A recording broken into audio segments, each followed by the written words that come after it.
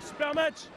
C'était dur, hein, c'était dur, mais il y avait le public qui était avec nous, ils nous ont aidés. C'est super, c'est super. L'image du week-end, c'est bien entendu la joie de Saint-Léonard. Vendredi soir, les joueurs coachés par Jackie Périgua ont réussi le petit exploit de battre l'ABC lors d'un match un peu fou. Il faut dire qu'à Angers, c'était le match de la saison, le derby entre les deux équipes de National 1. Scénario idéal pour le petit club. Saint-Léonard avait décidé de délocaliser la rencontre à Jean-Bouin. Bonne idée avec plus de 3200 spectateurs et une ambiance de fête. Sur le terrain, les joueurs de l'ABC ont réussi à prendre 10 longueurs d'avance grâce à un impact physique plus important. Mais Saint-Léonard n'a jamais rien lâché. Revenus tout près de leurs concurrents, ils vont s'offrir le luxe de leur passer devant lors des ultimes possessions. Ils s'imposent finalement 63-60. Difficile dans ces cas-là de ne pas parler de suprématie locale, mais à Saint-Léonard, malgré la fierté, on préfère l'humilité. Une victoire comme ça veut surtout dire que nous, on était dans la défaite depuis 6 matchs et que là, maintenant, on a gagné et qu'on est parti sur une vague positive. C'est tout. Il fallait surtout jouer contre un adversaire. Après, que ce soit l'ABC ou que ce soit Cognac ou un autre club cette année, sur la fin de saison, il faudra gagner. Et on est bien rentré dans cet état d'esprit. Il faut qu'on le garde jusqu'au bout, quoi qu'il se passe, jusqu'au bout. Du côté de l'ABC, c'est la douche froide.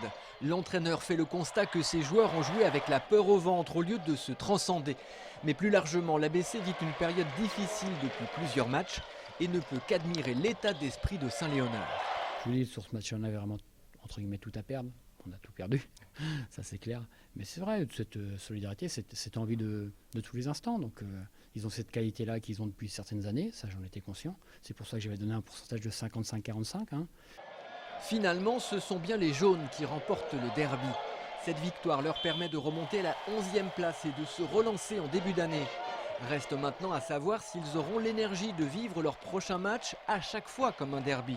Premier essai samedi à Cognac. L'ABC reste 4e, mais quoi qu'il en soit, vendredi, c'est bien le basket angevin qui est sorti vainqueur de cette grande soirée.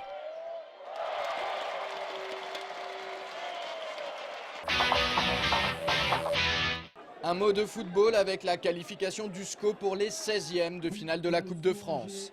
Malgré des conditions de jeu difficiles, les Angevins ne sont pas tombés dans le piège tendu par Latte, formation qui évolue en division d'honneur. Les hommes de Jean-Louis Garcia ont assuré le service minimum en s'imposant 1-0 grâce à cette réalisation de Prince Onyangé.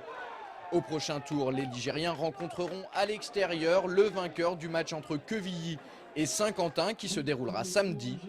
Les 16e de finale de la Coupe de France auront lieu le week-end du 23 et 24 janvier prochain.